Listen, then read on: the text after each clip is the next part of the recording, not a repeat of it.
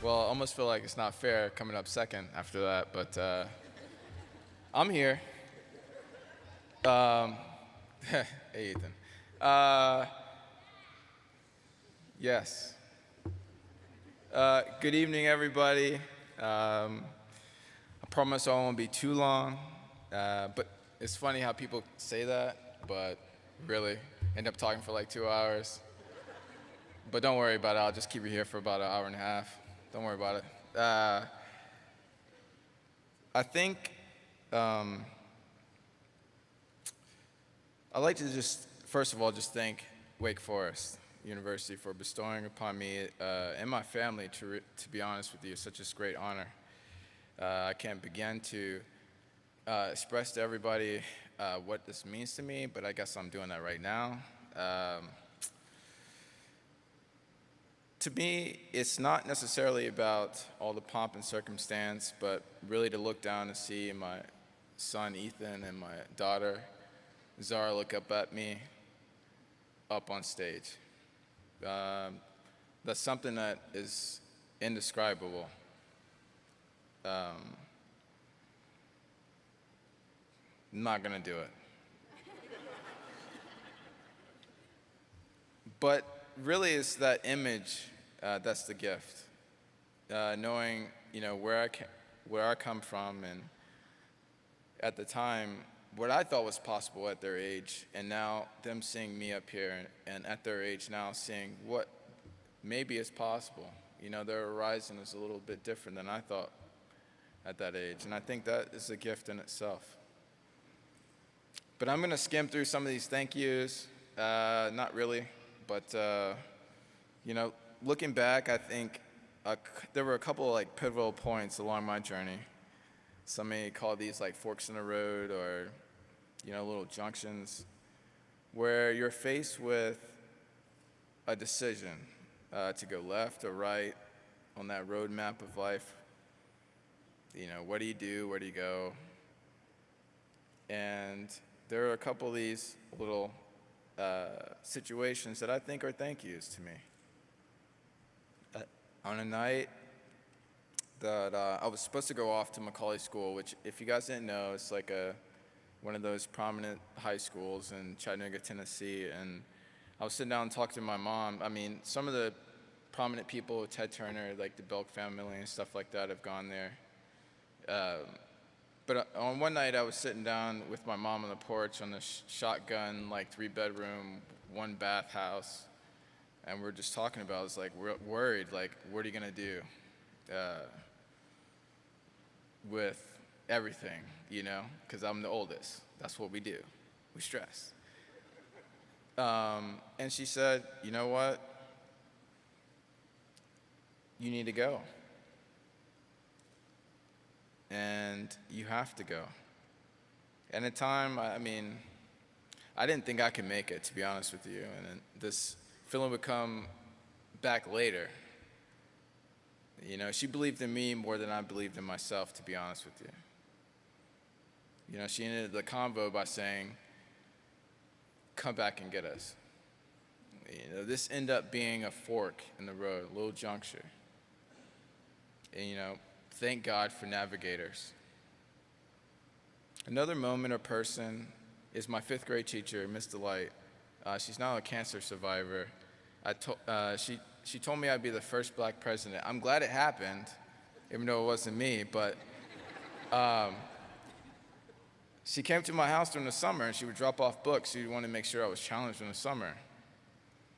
And she would later cry when I got into Macaulay and then Wake Forest and my other stuff. And that love that she sent out to me was truly amazing. And I would say in that, appreciation to the good teachers in life. I also can remember my uncle telling me at a young age that can't isn't in my vocabulary.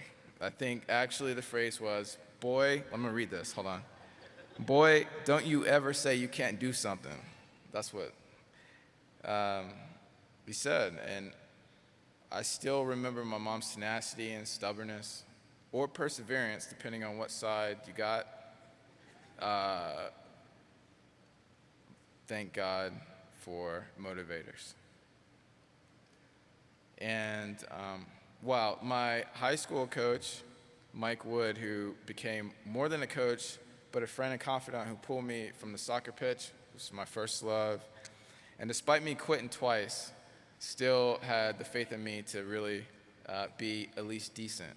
And Scott Hall, who's here, who coached me and took a step out. I mean, I was an underweight decathlete. Most decathletes are, 200 pounds, huge dudes. But he took a chance, and I ended up being, winning ACCs and becoming All-American and Pan-American bronze medalist. I would say in that, thank God for believers. And there's more, but, yada, yada, yada, enough of that.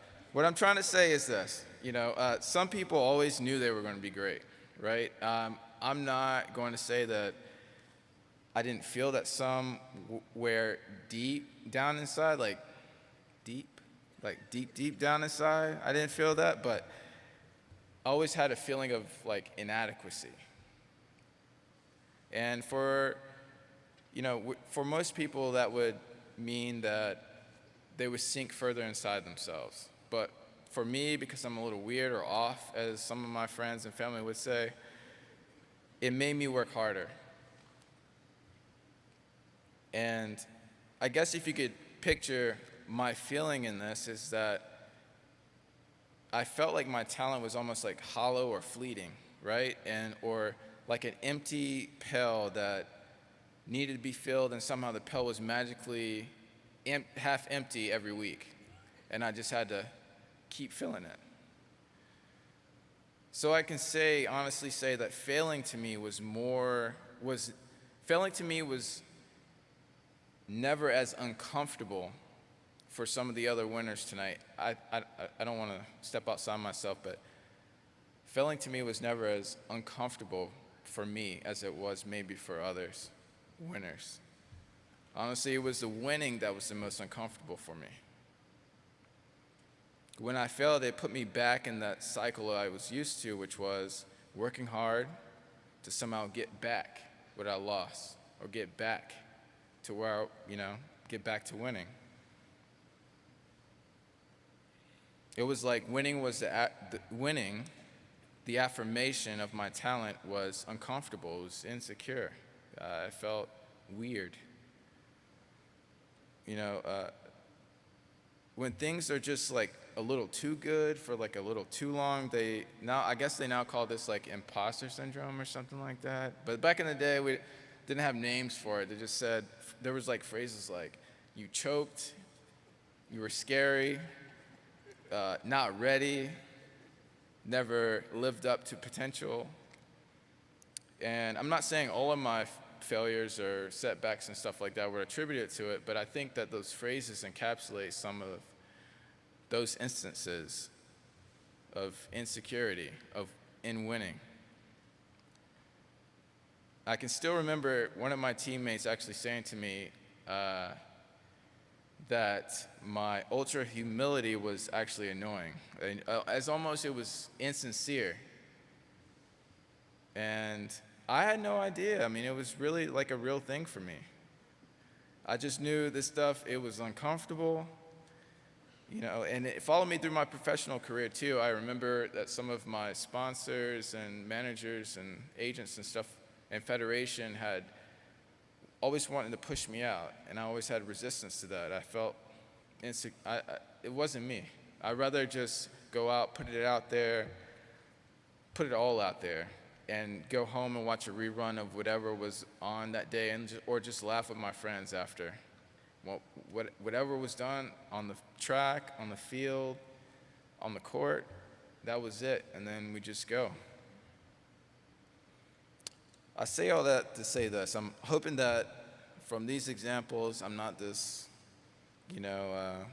ultra smart guy or anything like that, but really I'm only coming now to this realization, and really I thought about this last night, is that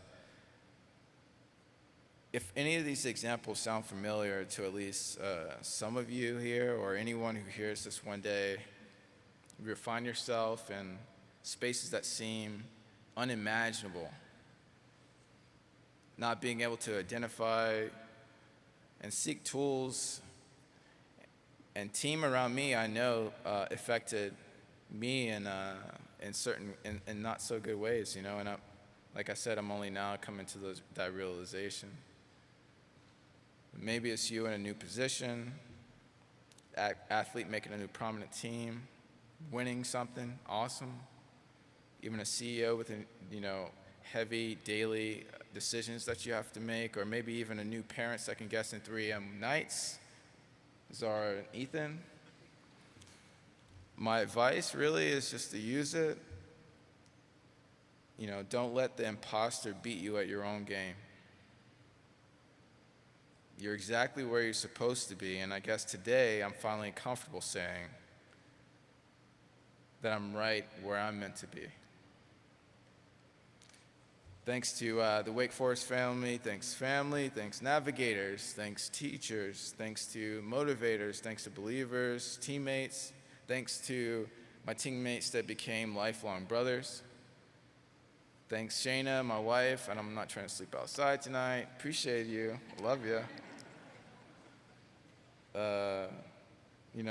I'm in the Wake Forest Hall of Fame, and you know what?